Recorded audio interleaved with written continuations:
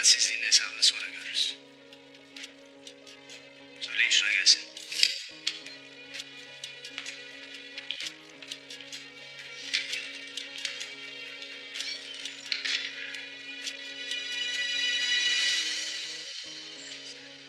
Yolunuz açık olsun hayvan. Sağ ol kızım. Yiğit oğlum. Kurt bakışlı. Kardeşin savcı sana emanettir. Ona gözün gibi bakasın. Sen merak etmeyesin ana. Hayvan.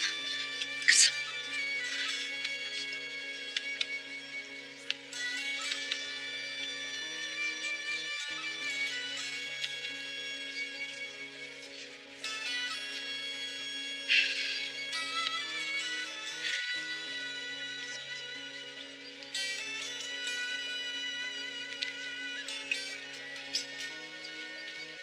Al çiçek. Gündüzüm. O da sana emanet. Tamam mı yiğidim? Sen merak etmeyesin nene. Allah'a emanet olasın.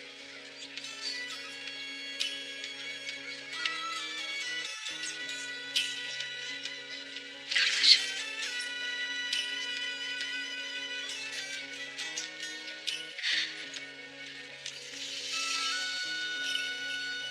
Ay maşallah benim yiğidimin. Biz Konya'da, siz de burada hainlerle mücadele edeceksiniz. Zalimler er ya da geç cezalarını çekecekler. Allah yardımcınız olsun Halime.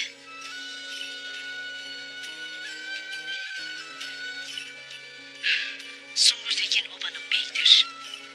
Onsuz inan dışarı çıkmayasınız. Hadi Allah'a emanet olun. Allah'a emanet.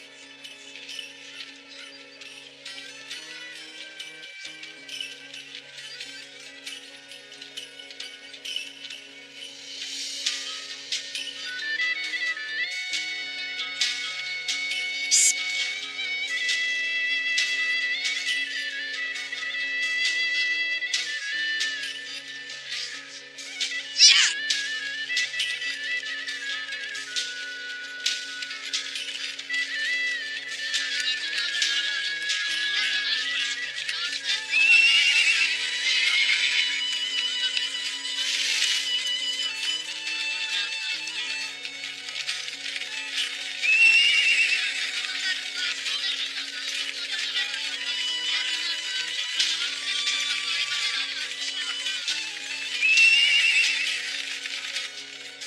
Haydi.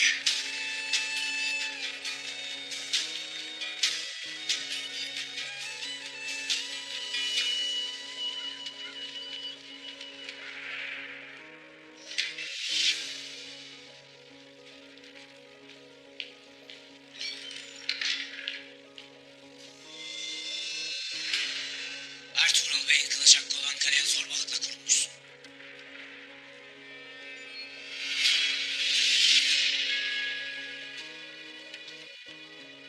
Ben buraya Emir Saadettin ve Atabey Altunoba'nın emriyle geldim Sungur Tekin. Devletin uçmayı Ertuğrul Bey'dir. O toprakları kılıç hakkıyla ve sultanın fermanıyla almıştır. Emir Saadettin emri sultan fermanından daha mı yücedir ki sen burada ahşam kesersin? Emir Saadettin Hazretlerinin adını destursuz alma ağzına at. Yoksa senin o dilini keserim. Sen kardeşinin sultanımızı katlettiğini işitmedin herhalde. Sultanı öldürmekten zindanda. Belasını bulacak. Bunların hepsi iftiradır. Git derdini sarayda yeni sultanımıza. Kardeşinin katlettiği sultanın oğlunu anlat o vakit. Bu kale de bu topraklarda gayri benim hükmümdedir. O kadar. Ertuğrul Bey'in hala zindanda olduğunu söylersin. O vakit hükmü verilmemiştir. Suçu kesinleşinceye kadar kimse onun elinden haklarını alamaz.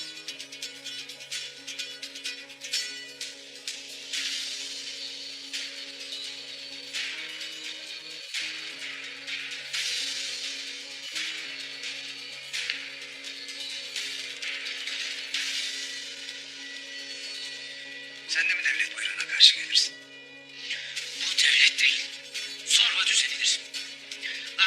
beyin hakkını zorbalara yedirmem. Zindana attığın o 3 yiğidimizi de sana bırakmam. Ertuğrul Bey'in yokluğunda onun vazifesini yerine getirecek biri varsa o da bütün kayılar adına benim. Sen değil.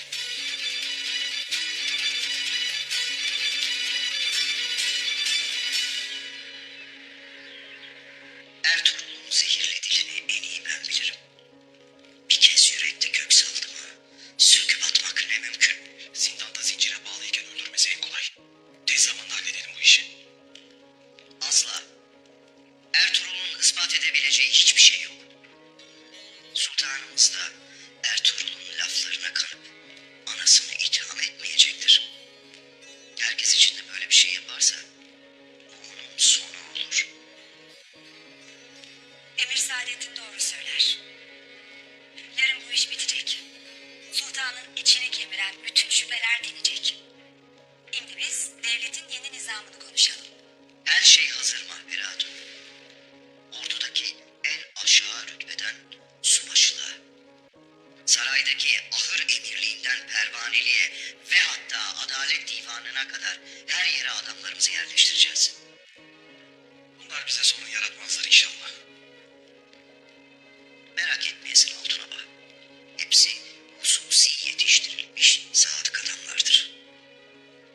Bugün yerleştireceğimiz bu nizam devleti asırlarca idare edecek. Bir de Türk obaları meselesi var. Çok sevdikleri Sultan Alaaddin Keykubat öldü. Üstüne bir de çok sevdikleri Ertuğrul ve Kılıç Arslan ölünce isyana kalkışabilirler. Gayrı güç bizde. İstersek çadırlarından başlarını bile çıkaramazlar. En ufak bir harekette hepsini ezer geçeriz. Bütün kayıların adına mı konuşursun? Bütün kayılar adına. O vakit devlet buyruğuna karşı gelmekten seni de bütün kayıları da çiğnerim.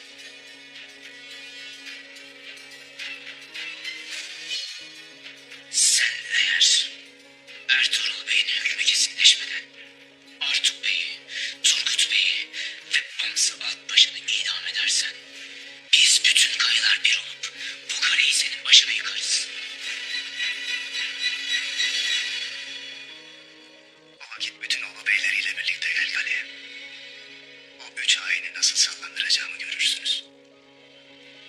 Benden günah gitti.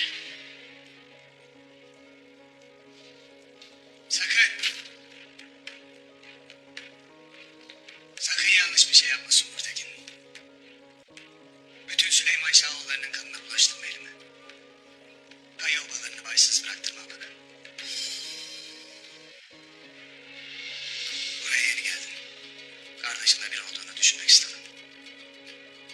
Kimlerin elinde sultanın kanı varsa sen onlara kulluk etmektesin. Akacak kan damarda durmaz. Sultanımızın canına kıyanlar kendi kanlarında boğulacaktır. İnşallah sen de onlardan biri değilsindir.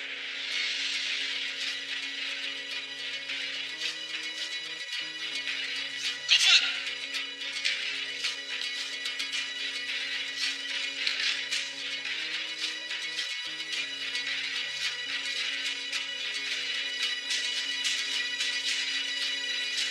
Şimdi gidin. Evvela sultanımızla konuşup tez bir hükme varması için onu ikna edeceğim. Bakalım Gıyasettin'imin adalet demarşası nereye varacak? Bir de kayılar meselesi var. Devletin en hassas uç yeri onların tahakkümü altında.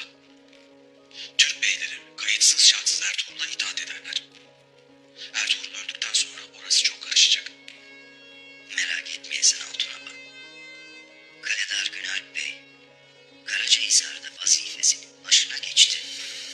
Ordusuyla Karacahisar'ın üzerine bir atmaca gibi çökmüştür. Bundan gayrı uç yeri onunla ihya olacak. Başını kaldıranı, onun sivri pençelerinden kurtulması mümkün değildir.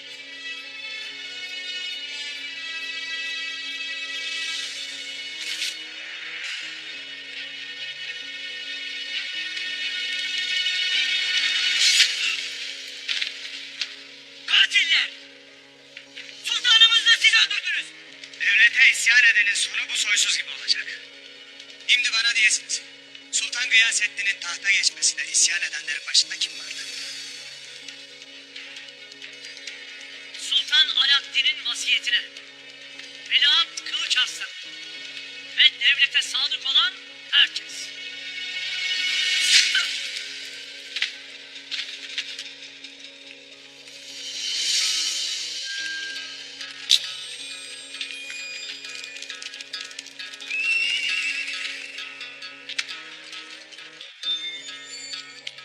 Günal.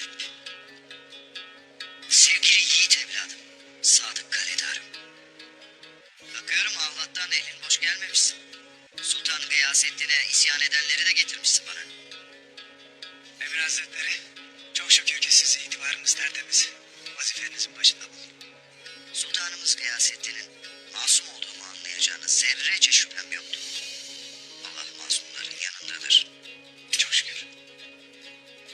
Günal, evvela sana mühim bir vazife vereceğim. Başım üstüne. Haysiyet celladı Ertuğrul yakında cezasını bulacak. Lakin Karacahisar'da bıraktığı çetesinden hesap sormak da sana düşer. Ertuğrul'un uç beyliğine sen kurulacaksın. Devletimiz namına Ertuğrul'un işbirlikçileri olan Artuk, Bamsı, Turgut hepsi idam edilecek. Gereğini yapacağım. Hala. Katil! Her pisliğin arkasında sen varsın zaten. Lanet olası! Uğursuz!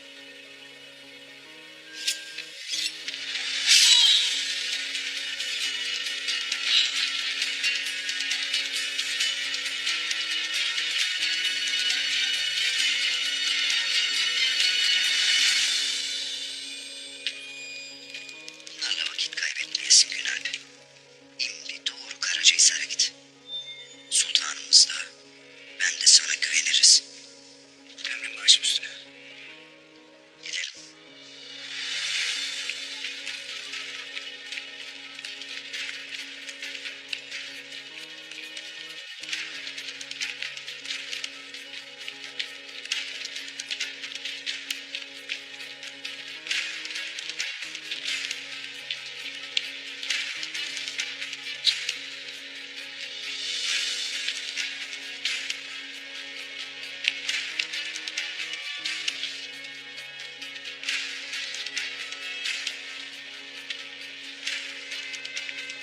Kimsenin Emir Saadettin'e dil uzatmasına müsaade etmeyeceğim. Ben bu devleti korumak için yemin ettim. Ölsem de bu yeminden vazgeçmeyeceğim.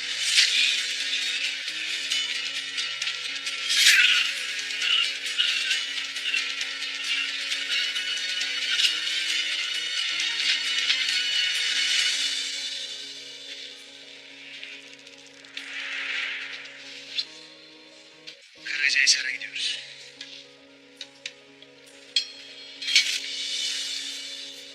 Hala. Emir Saadettin'in gereğini yapacağını işittin Hatun Ana. Şimdi gidin. Sultan Gıyasettin'in büyük adalet temaşası başlasın.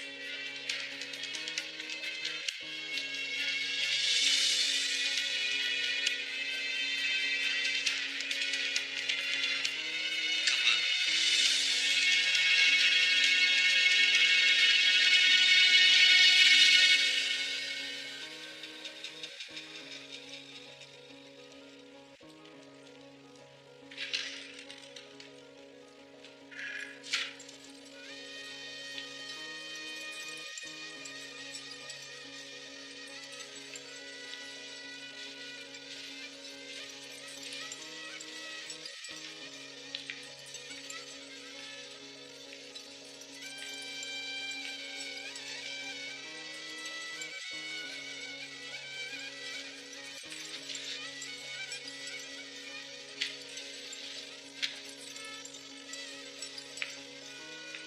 Siz. Ben sizi tanıyorum. Ben sizi rüyamda görmüştüm.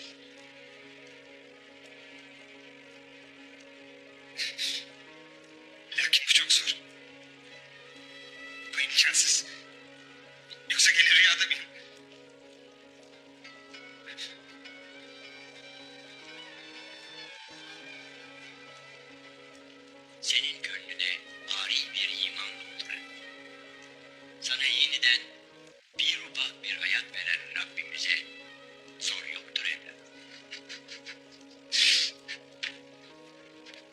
çok büyük bir şeref. Allah böyle güzellikleri neden bana bahşediyor?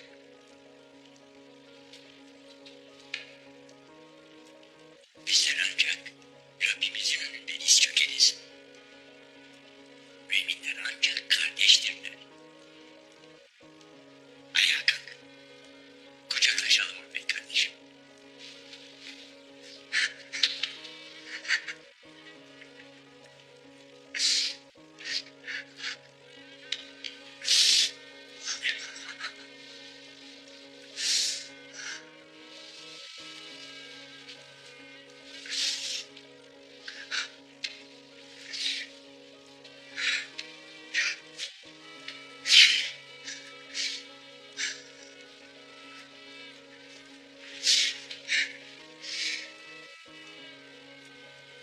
Otur evlat.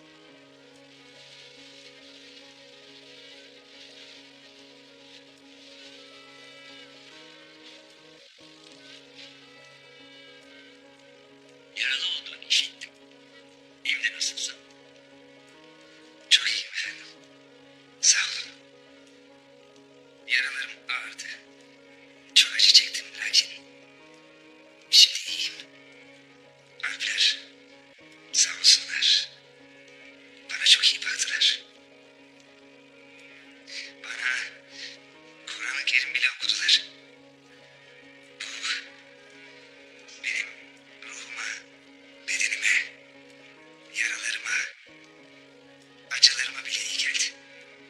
Maşallah, maşallah. Senin bu ahvalin bana Hazreti Ali Efendimizin bir hadisesini hatırlattı. Bir cenkte Hazreti Ali Efendimizin bacağına bir ok saplanmış. Ok kemiğe kadar dayanmış. Bir türlü çıkarılamamış. Hazreti Ali Efendimiz çok acı çekiyormuş.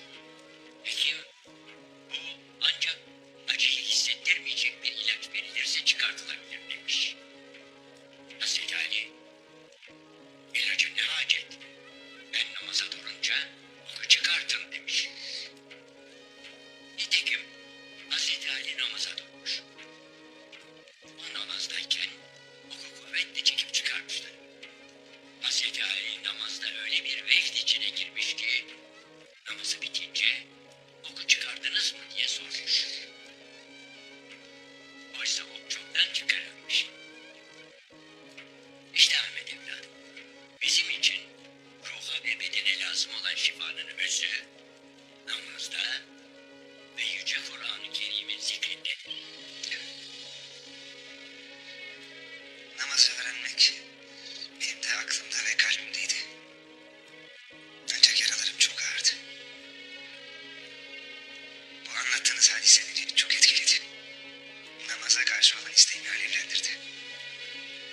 İnşallah Allah'ım bana da namaz kılmayı nasip eder. Amin. Efendim, benim bedenimdeki acı dinmiştir fakat Ertuğrul Bey için endişe ederim. Onun başı dertteyken böyle durmak çok zor gelir. Başına bir hal gelecek diye korkarım. Hayrola evlat? Ne olmuş Ertuğrul Bey'e? Sultanın ölümünden Mesut tutulup zindana atıldı.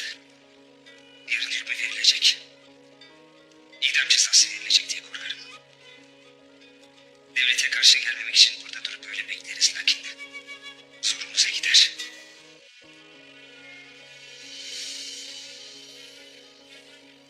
Vay.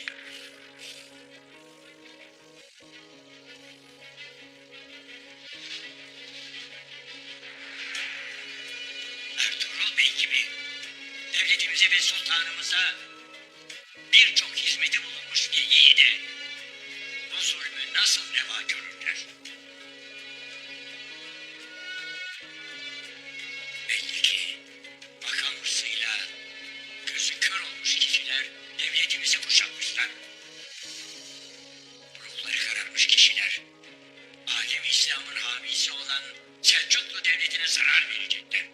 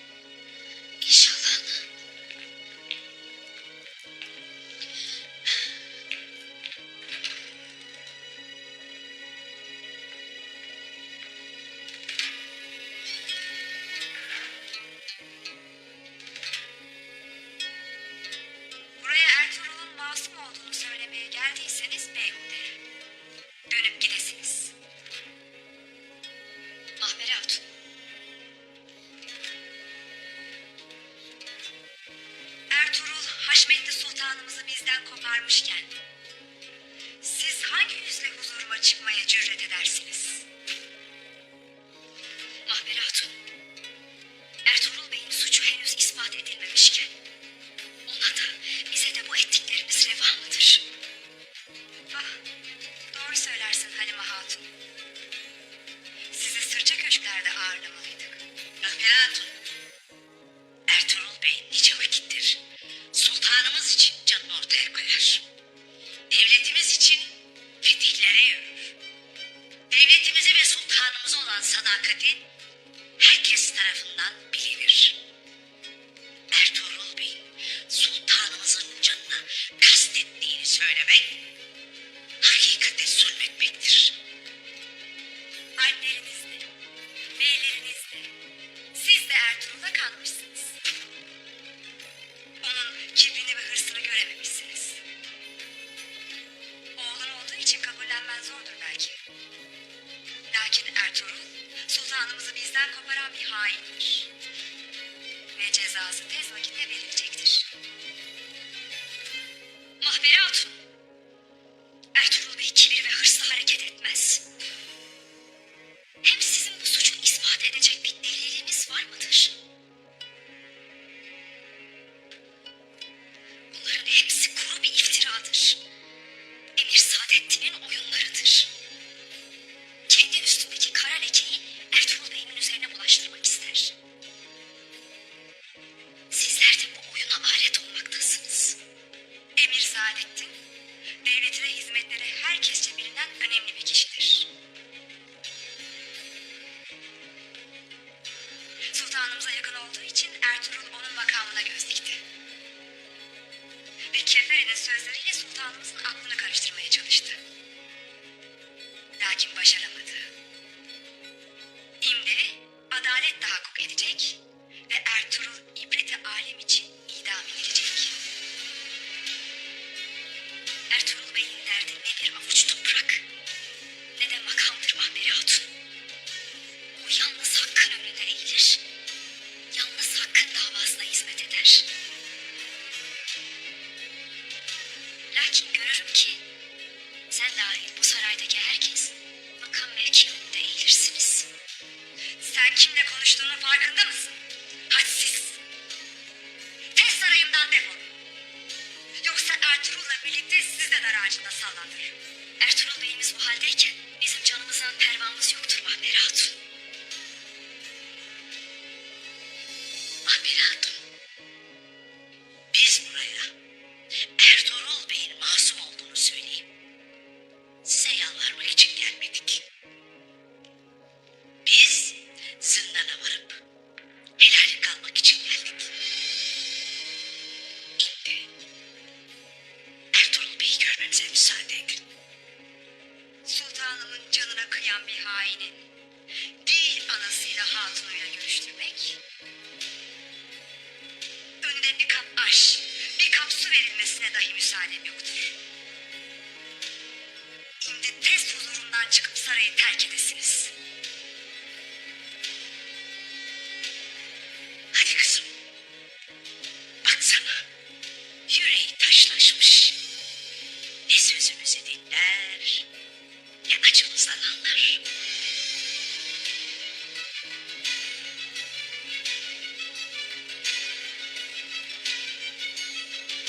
Nöbetçiler! Tez bunları huzurumdan alasınız. Saraya adımlarını dahi atmayacaklar.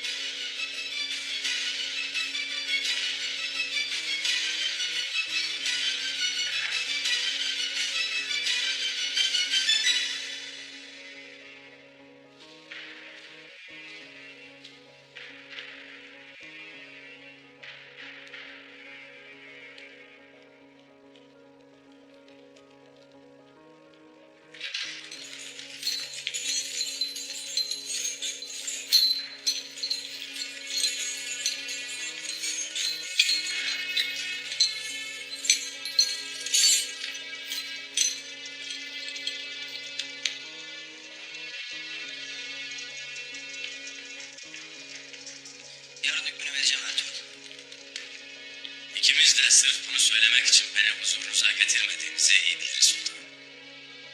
İçinizdeki adalet duygusu örselenirken benden medet umarsınız. Sana bir teklifte bulunacağım Ertuğrul. Eğer suçunu itiraf edersen, o bana ve babamın verdiği haklara dokunmayacak. Sultanımızı öldürdüğümden emin olaydınız, beni Konya'ya getirmez, tahta çıktığınız Kayseri'de işimi çoktan görürdünüz. Mahberi Hatun'la Altun Oba'nın babanızın katili Saadettin Köpek'le işbirliği yaptığını kabul etmek istemezsiniz. Yeter! Anama iftira atmaktan vazgeçsin Ertuğrul. Bu sana son ikazım. O halde ben de sizi babanızın katiline götürecek bir malumat vereceğim. Babanızın çaşnıgiri Nasureddin Ali. Saadettin'in emriyle sultanımızın yemeğine zehir koyan oydu. Babama çok yakındı. Senelerdir onun yanındaydı.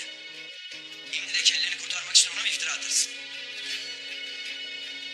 Yarın onu hükmünüzü vermeden önce huzurunuza getiresiniz. Madem beni adaletle yargılamak istersiniz, Çaşnıgir'e diyeceklerimi herkes duysun isterim. Neden ondan şüphe edersin? Bilirim ki Çaşnıgir Nasureddin Ali vaktiyle Emir Saadettin'in kölesiydi.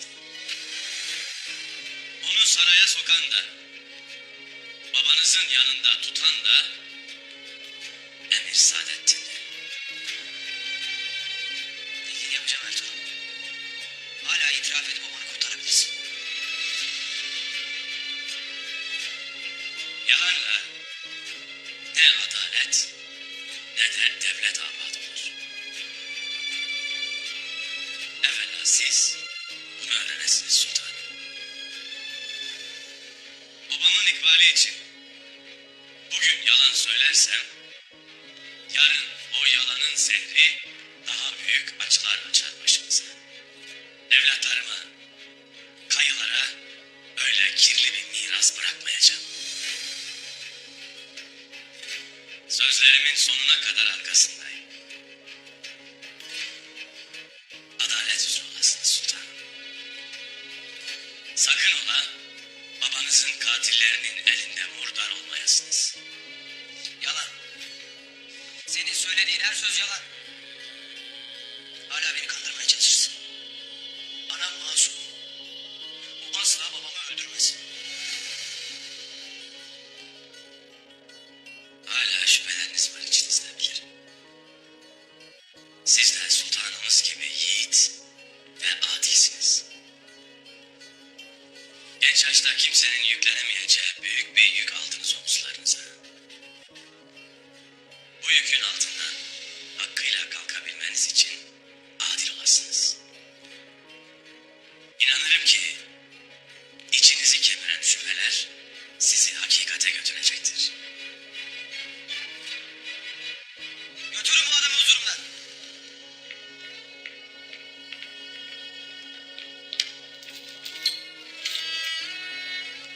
Yarın suçunu itiraf etmen için sana son bir imkan vereceğim Ertuğrul. Sakın bu sözümü unutmayasın. Götürün.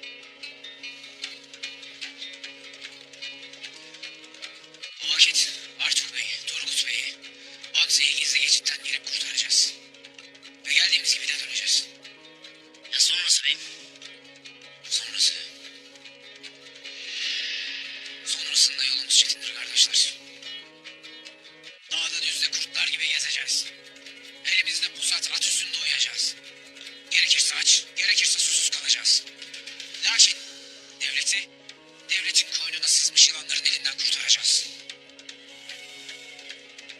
Şimdi bugün burada herkes ant versin.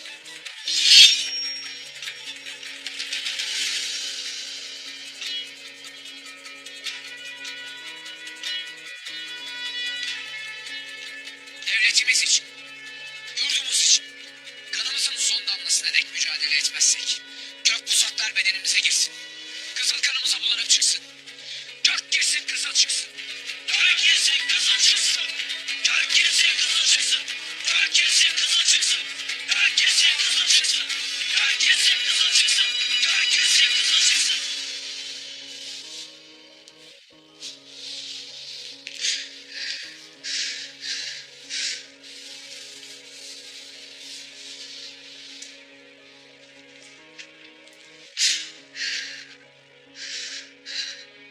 Mahperi Hatun Hazretleri. Destur var mıdır sultanım?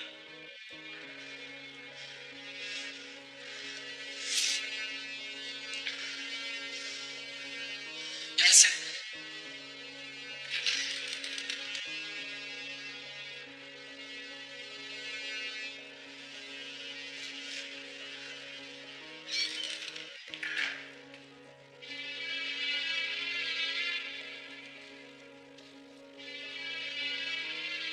Beni görmek istemişsin şehzadem.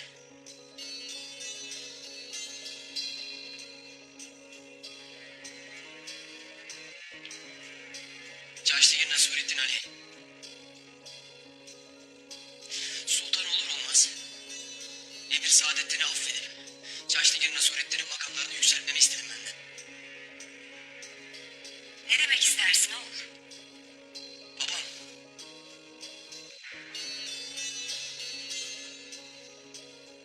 Emir Saadettin'i azledip sürgün ettiğinde şüpheler içindeydi. Hepsi Ertuğrul ve Tekfur eskisi Ares'in iftiralarıydı.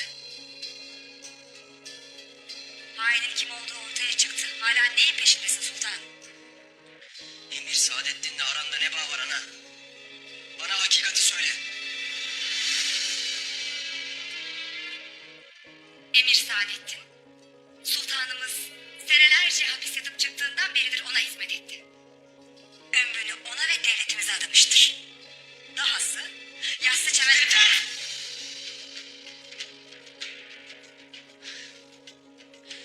Yeter ana. Ben bıktım. Saadettin'in sadakatini dinlemekten bıktım. Babam onu niye azletti? Siz onu niye tekrar vazifesinin başına geçirdiniz? Söyle!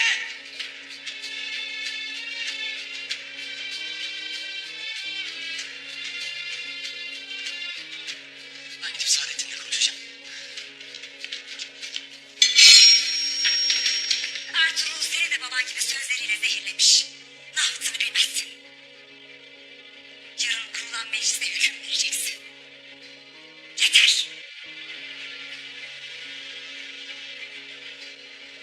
Saadettin. Babamı öldürürken sen de onunla birlikte mi oldun ana? Bana hakikati söyle. Babamın katilleriyle sen de birlik mi oldun ana?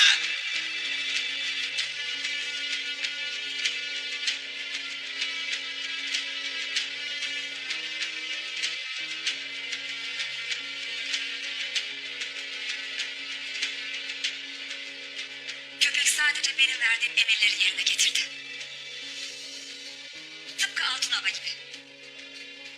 Ertuğrul'u idam ettirmezsen bunun ucu bize kadar varacak. Gayrı durasın. Demek benim atabeyim de işin içinde ha? Ertuğrul haklıymış. Katiller. Katiller!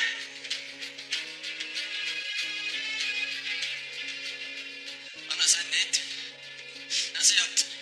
Nasıl kıydınız babama? Kılıç Aslan anasıyla ata beyleriyle bir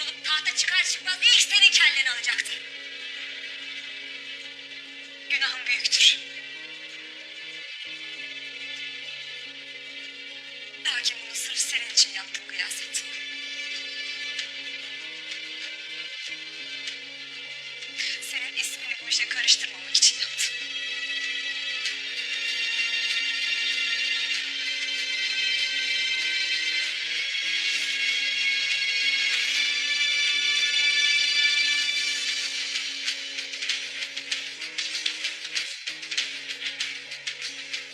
Nasıl kıydınız babama? Ha? Nasıl kıydınız babama? Saray meclisini kurup sana düşman olanları ezip seni sultan yaptıran da bendim. Bunu unutmayasın oğlum. Bana oğlum deme. Senin beni doğurduğun güne lanet olsun. Yalvarırım etme oğlum. O ölmeli. Yarın mutlaka Ertuğrul'u idam etmelisin.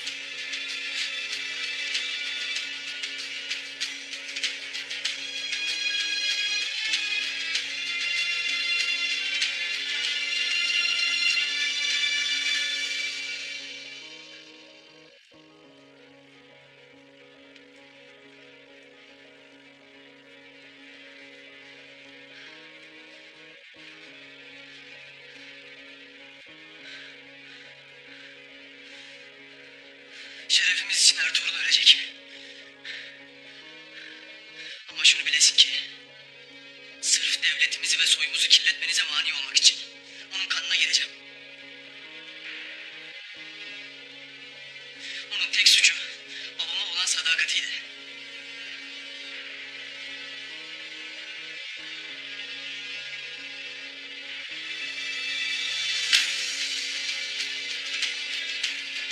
Afe!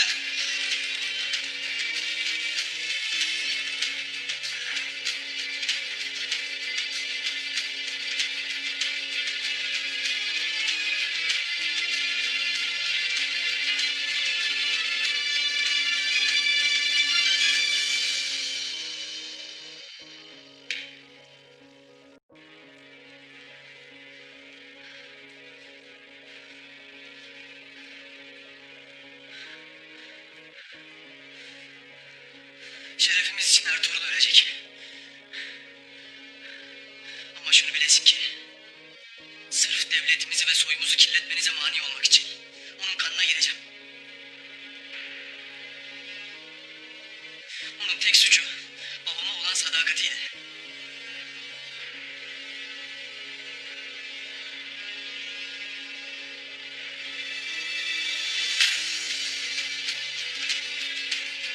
Afe!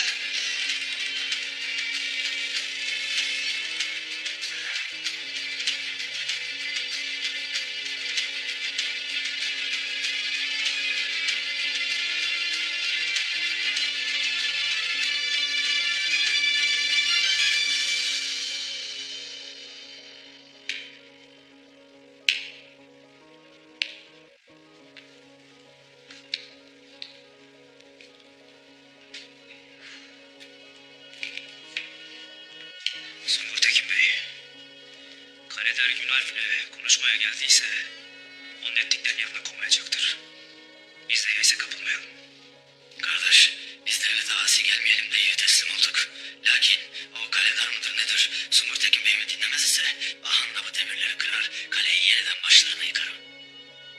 Biz kurtulmanın bir yolunu bulsak da beyimize edecektir. Saadettin köpeğin iftiralarından nasıl koruyacağız beyimizi? Moğollardan, köle tüccarlarından kurtuldu lakin bu sefer vaziyet hiçbirine benzemez. Ah kardeşim, şuradan bir çıkabileydik. Hatunumla balacığımı görmeden 4 nolu Ertuğrul Bey'imin yanına giderdim. Bu sefer hainler devletin bütün güçlerini arkalarına alıp üstümüze gelirler.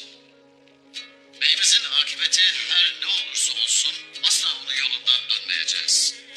Bu sefer bir olacağız. Diri olacağız. Diri olacağız. Hele buradan bir kurtulalım. Hele buradan bir kurtulalım. Hiç kimsenin Ertuğrul Bey'in yolundan dönmesine göz yummayacağız. Andolsun ki zor görüp de kaçanları aramızda barındırmayacağız. Andolsun kardeş, andolsun. Ne dönücü ne de Ertuğrul Bey'imizin yolundan, davasından döneni affedici. Andolsun.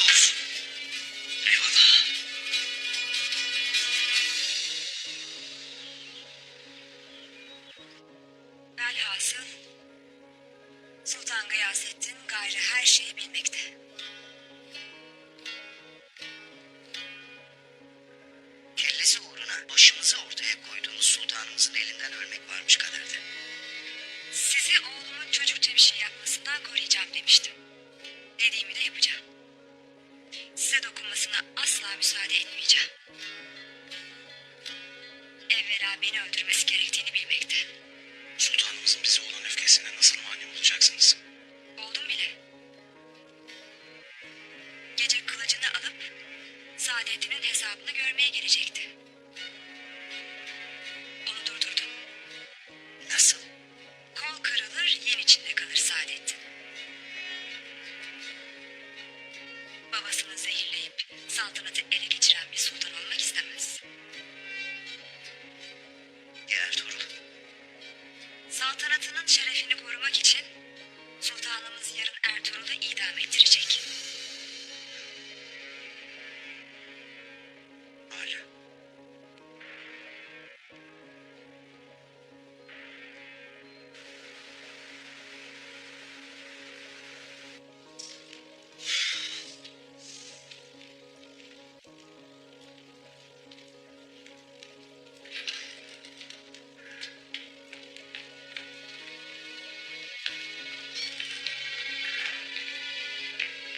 Haymana!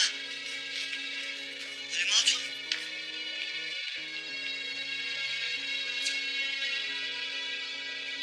Hayrolsun Haymana! Haberi alır almaz yerimizi duramadık. Ertuğrul Bey'i görmeye geldik.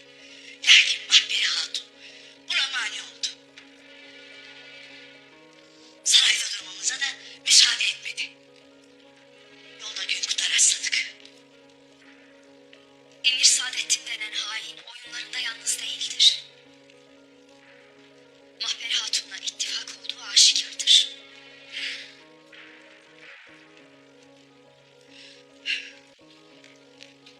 Sen nasılsın Ahmet? İyiyim. Sağ olun. Anne. Ana, Çok iyiyim Haymana. Sağ olun.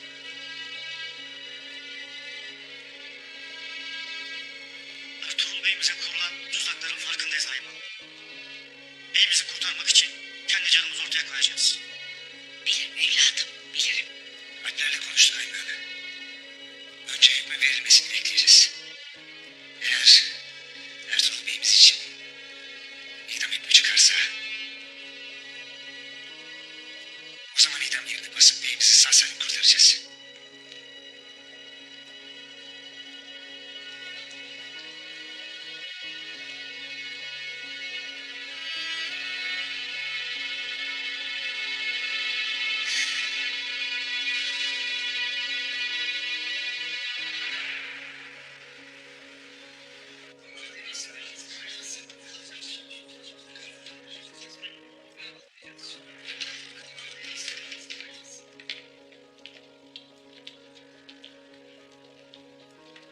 Sultan Gıyasettin Keyhüsrev Hazretleri.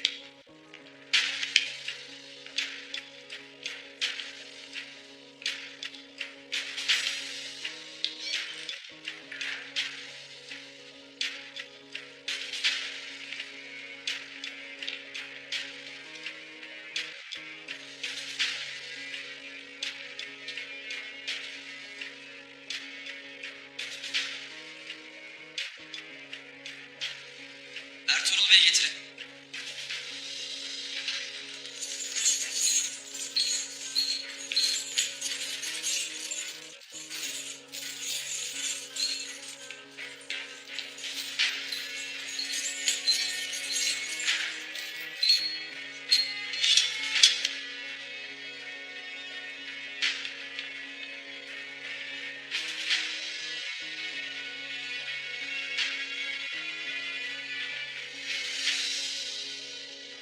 Ertuğrul Bey.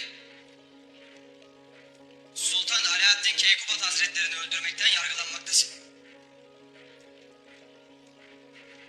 Hükmümü vermeden evvel seni dinlemek isterim. Bugün beni burada ipe de götürseniz, azat da etseniz, burada yapılan bu adaletsiz yargılama ve benim üzerime atılan bu kara leke, bundan mesul olanların alnından bir ömür boyu silinmeyecektir.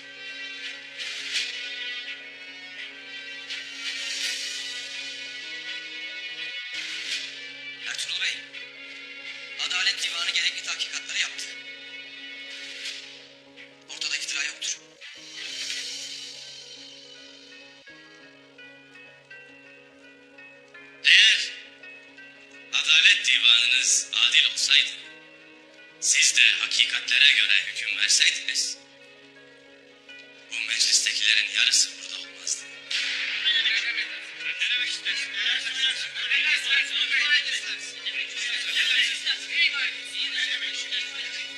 Yeter! Gayrı hüküm vaktidir.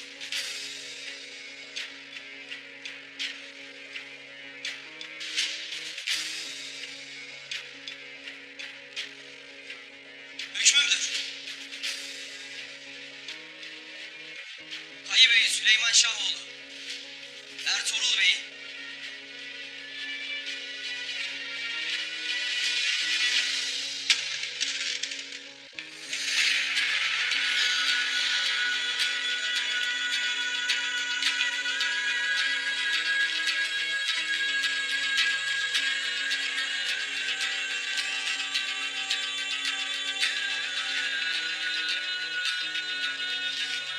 huzuruma destursuz girersin. Sen de kimsin?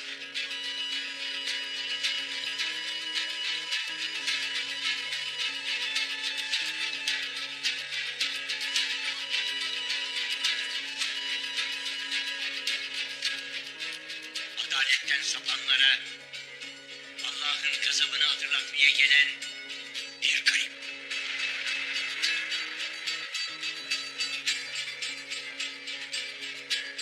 Adım İbn Arabi'dir.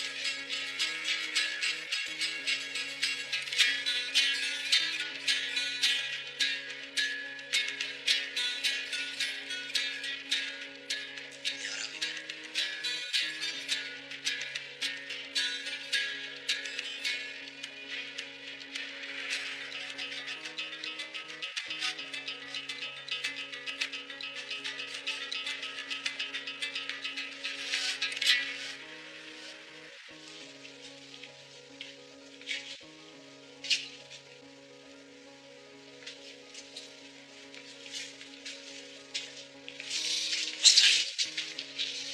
Mecbur kalmadık şeyiniz bu sattığınıza gitmesin. Karşımızdakiler devletin askeridir. Nihayetinde emir kullarıdır. Gayemiz kan dökmek değil. Kardeşlerimizi kurtarmaktır. Emrin olur bey.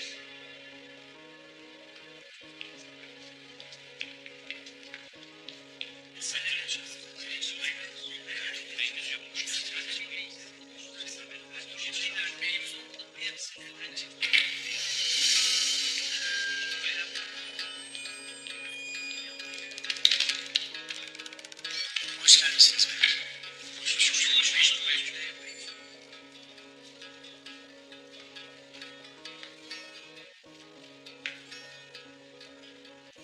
Ben Kalender Günalp Bey. Ağlat'tan geldim. Gayrı, Karacahisar'ın ve bu toprakların idaresi bendedir.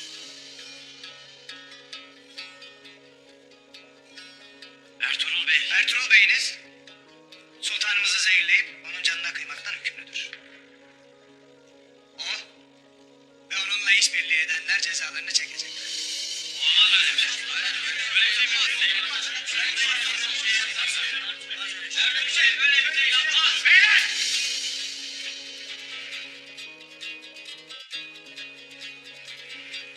Gayrı bu toprakların hakimi benim. Siz de bundan sonra kime itaat edeceğinizi iyi bellirsiniz. Ertuğrul Bey kendini devletin hizmetine adamış bir uç beydir. Ertuğrul Bey nicedir, devlet için cenk meydanlarında canını ortaya koyar. Sultanımızın canına kastedecek bir hain olduğuna ihtimal vermem. Böyle bir ihtimal yok.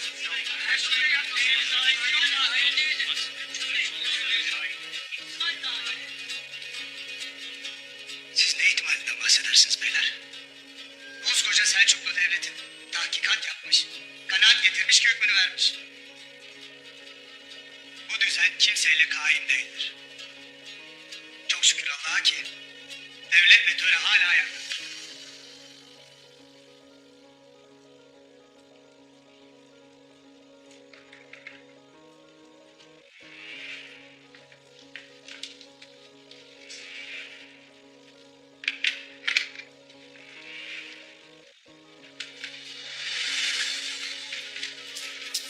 Bu altınlar devletimizin size ihsanıdır. Siz de devletimizin buyruğuna itaat edesiniz.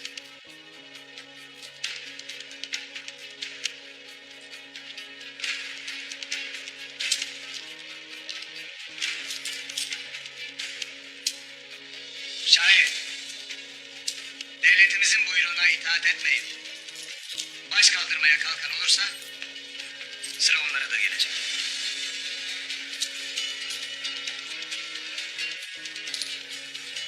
Ne edelim? Devlet buyruğuna boynumuz kıllanınca.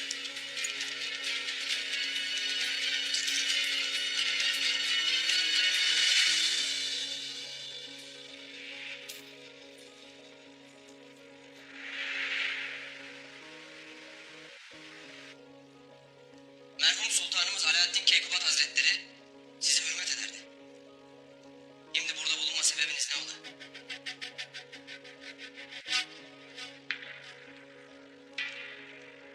Buraya gelme sebebim burada tahrip edilen adaletin hakkıyla inşa edilmesi için size yol göstermektir. Ertuğrul Bey, nice vakit babanız Alaaddin Keykubat'a sadık kalarak devlet için cenklere girmiş, canını dişine takarak devletine nice yurtlar edindirmiş, zaferler kazanmış yiğit bir beydir.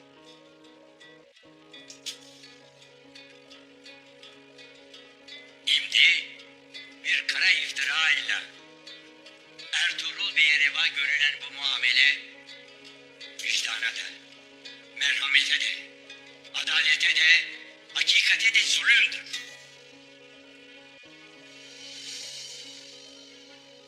Size hürmetim vardır. Yapılmış. Ertuğrul Bey suçlu bulunmuştur. Hakikatler zahirle yapılır. Zahirde yalan olabilir, hile olabilir. Lakin hüküm hakikatle verilir. Hakikat ancak gönülle bilinir. Gönlünüzde tahkikat yaptınız mı sultanım?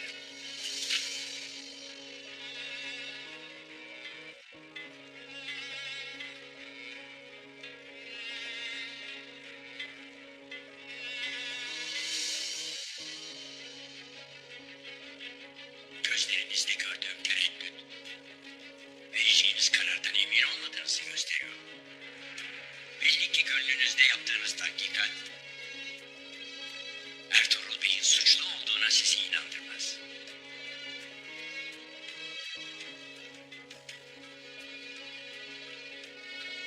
Sultanım, hadsizlik etmek istemem. Lakin sizin kararınızı sorgulamak bir dervişin haddine midir? Sultanımız Alaaddin Keykubat Hazretleri ve herkes sizin alimliğinize hürmet etmiştir. Lakin alimliğiniz size adalet divanında söz söyleme hakkı vermez. Hem Ertuğrul Bey'i korumak sizin üzerinize vazifedir.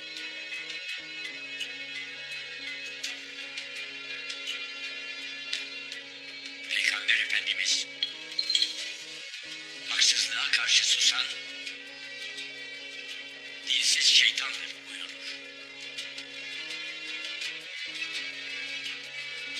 Ertuğrul Bey haklıdır ve zulüm altındadır. Biz burada hakikati müdafaa ederiz. Hakikati gören kişi hakikatten mesuldür. Hem ilmiyle amil olmayan alimin alimliği de ilmi de yere batsın. Hakikati can pahasına da olsa müdafaa etmeyen alim değil, zalimdir.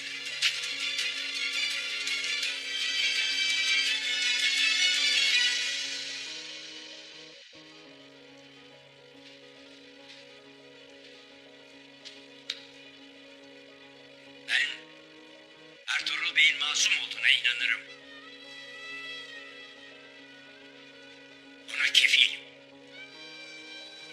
Eminim siz de benim kadar onun masum olduğuna inanırsınız. Şimdi buna rağmen Ertuğrul Bey'in idamına hükmederseniz evvela beni idam etmeniz gerekir.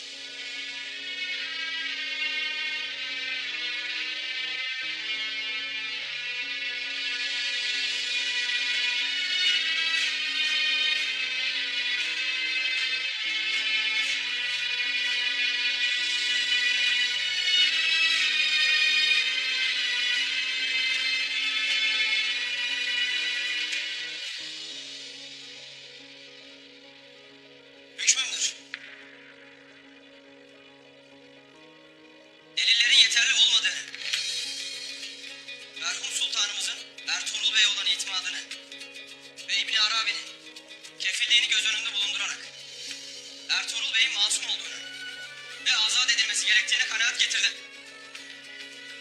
Sultanım nasıl olur? Sultan, bu adam yeter! Sultan ben miyim, siz misiniz? Herkes haddini hududunu bilsin.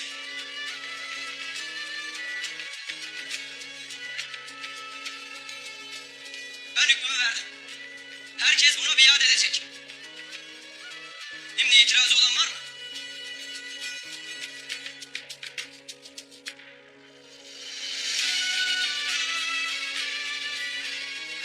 Ertuğrul Bey ayağa kalkılsın.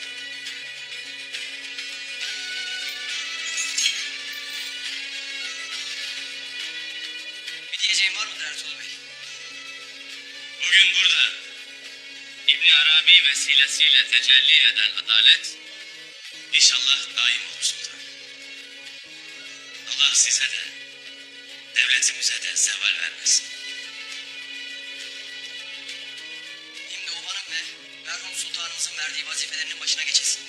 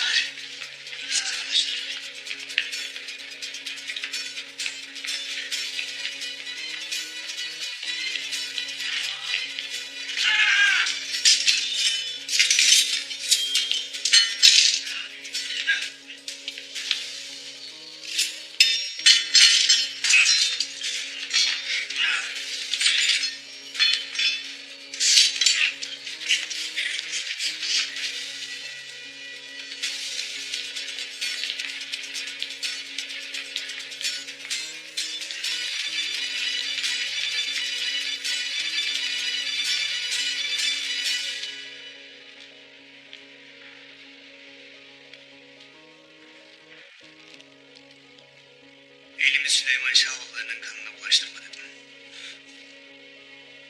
Lakin sen böyle istedin.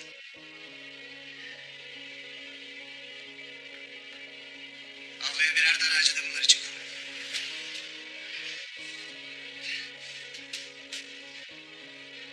Atın hepsini.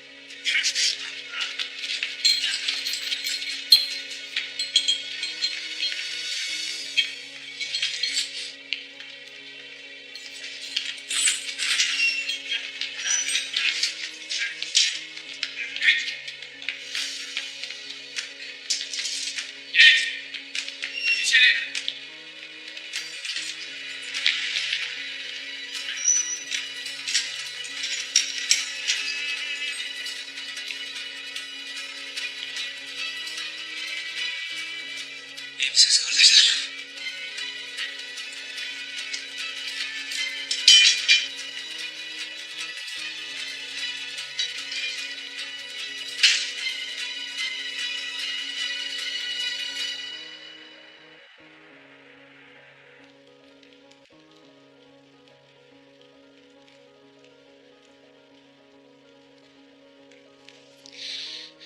Hala bir haber yoktur.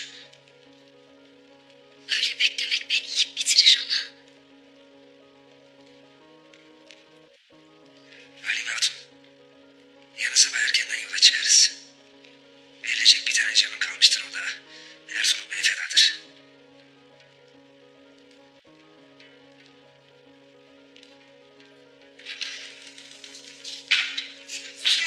Hoş geldin. Ertuğrul Bey.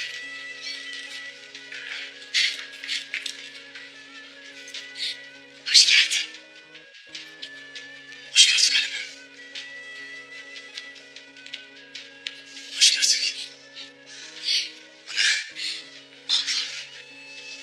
Çok şükür. Çok şükür. Ahmet. Beyim,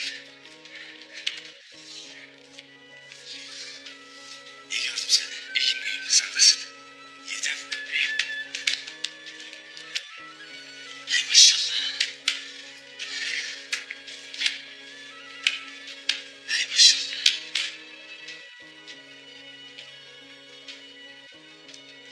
İbn Arabi'nin yardımıyla adalet yerini buldu. Kıymetli canını ortaya koydu. Sultan Gıyasettin masum olduğumu kabul etti.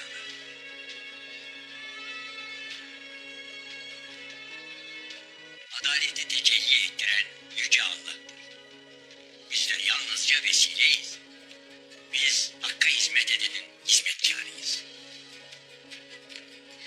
Alnımla kıyla temize çıktın ya oğul. Artık ölsem de gam yemem. Allah sizden de razı olsun efendim. Ertuğrul Bey. Kaledar Günal Bey. Artuk Bey. Turgut Bey. Ve Bamsı Alp'e zindana attı. Seninle bir oldukları için onları da idam edecek. Bilirim Halime. Bilirim. Ahmet. Alpler. Tez hazırlan. Yola koyulacağız. Emrin olur beyim. Buyur Hüseyin.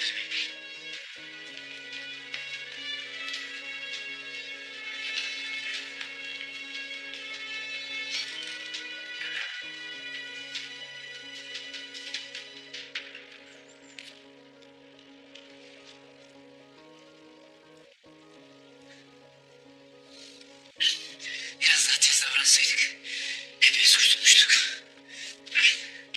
Sungur Bey. Sungur Bey. Sen elinden geleni yaptın. Gayrı daha fazla harap etmiyorsun kendini. Gelir gelmez kendini bizim için ateşin içine attın. Beyim. Çıkmadık candan ümit kesilmez. Gül ola. Darman. Ya kardeşim? Ha? Kardeşim Ertuğrul imdine etmektedir Recep. Buradan kurtulmuş olsaydık dağları yolları dolu dizgin aşar kardeşimin yanına varırdık. Kardeşin Ertuğrul'un akıbetini merak edersin Sungur Tekin.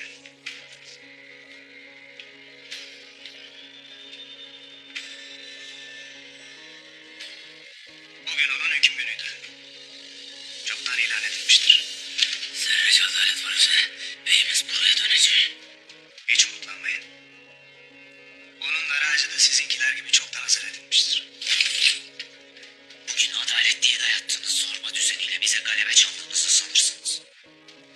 Lakin ilahi adaletten nasıl kurtulacaksınız? Biz ölsek de arkamızda kalanlar intikamımızı alacaktır evelallah. Hak ile inşa edilmiş devlet zorbaların eline kalmaz. Beyiniz de siz de devlete isyan etmekten cezalandırıldınız. Ardınızdan gelenler de devlete isyan ederse onları da ezer geçeriz. Beyiniz yarın Konya kapısında sallandırılırken ben de sizi burada sallandıracağım. Hepiniz ibret alem olacaksınız.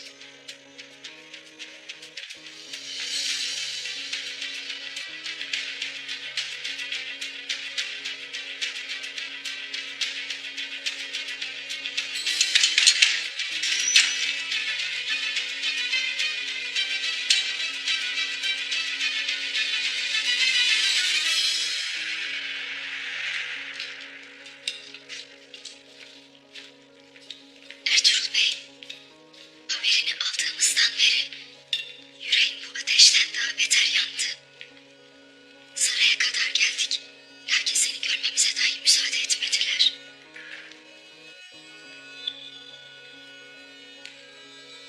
Lakin adalet tecelli etti. Adaletsizliğe kurban gitseydin ne yapardık? Allah muhafaza. Biz doğru oldukça eğri belasını bulacaktır Halime. Adaletten kimsenin kaçışı yoktur.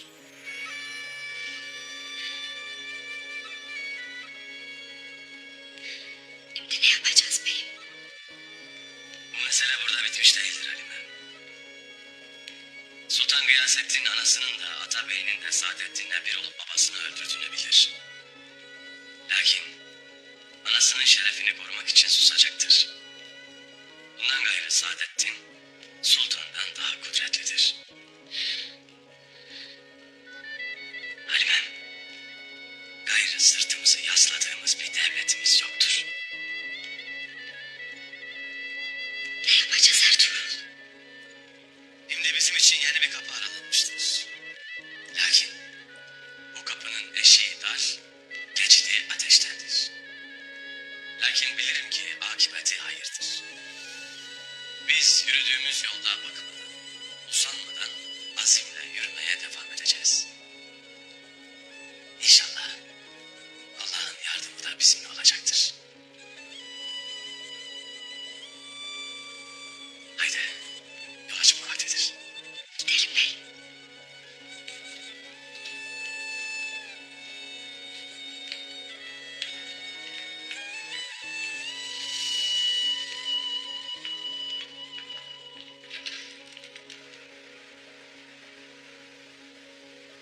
Sultanımız bu verdiği kararla hepimizi şaşkına çevirmiştir.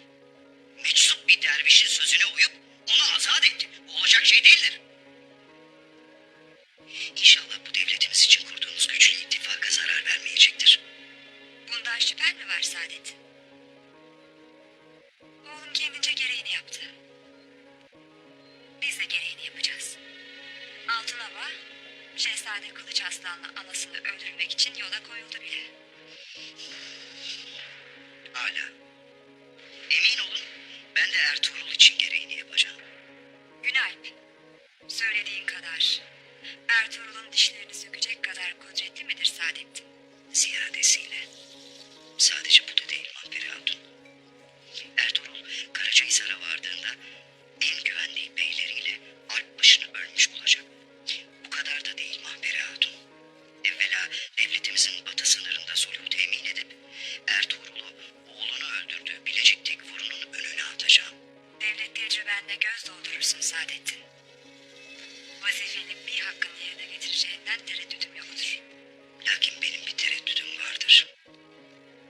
Ola ki Sultan Gıyasettin adalet meselesinde rahmetli babası gibi ısrarcı olursa bu hiçbirimiz için iyi olmaz.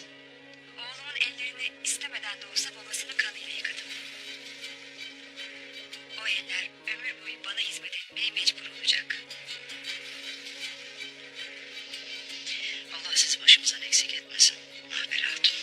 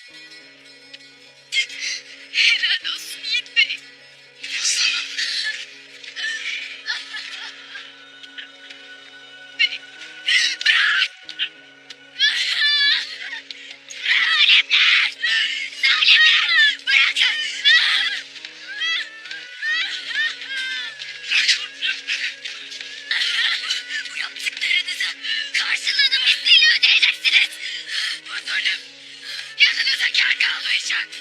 Mahdolsun.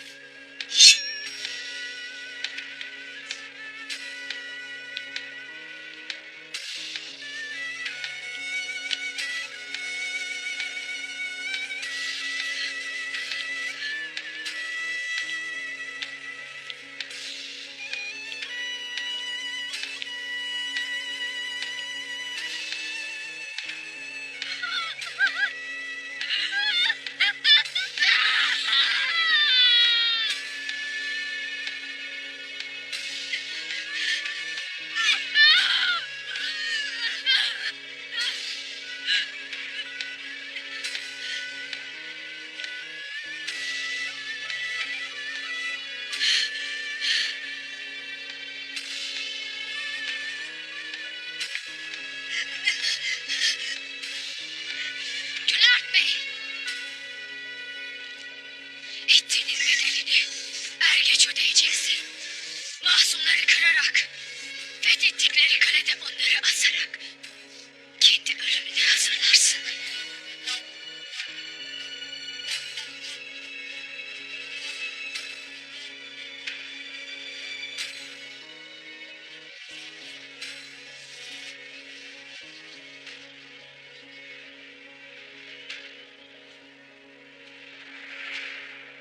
Bugün buraya sultanımızın canına kasteden hainlerin cezasını vermeye geldik.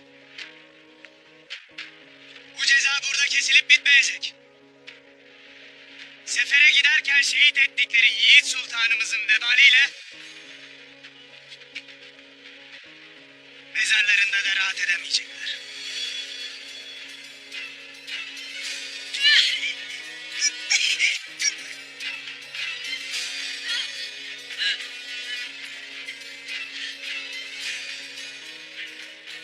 Arkalarında bıraktıkları obalara gelince, onlar da devletimize isyan ederse, onları da aynı şekilde cezalandırmaktan imtina etmeyeceğim. Bunun hesabı senden de. Boynuna yularını geçiren o Saadettin itinden de sorulacaktır. Evelallah.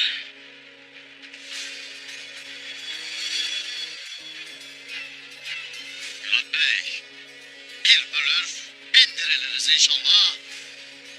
Bu yaptıklarınız yanınıza kâr kalmayacaktır.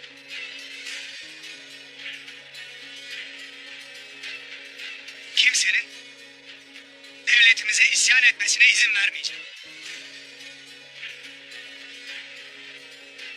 Yolunuz cehennem olsun.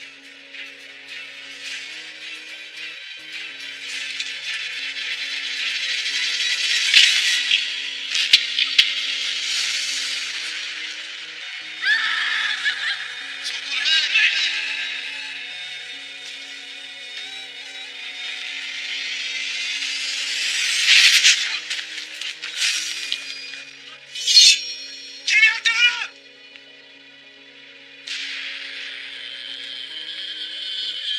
Süleyman Şahoğlu Ertuğrul.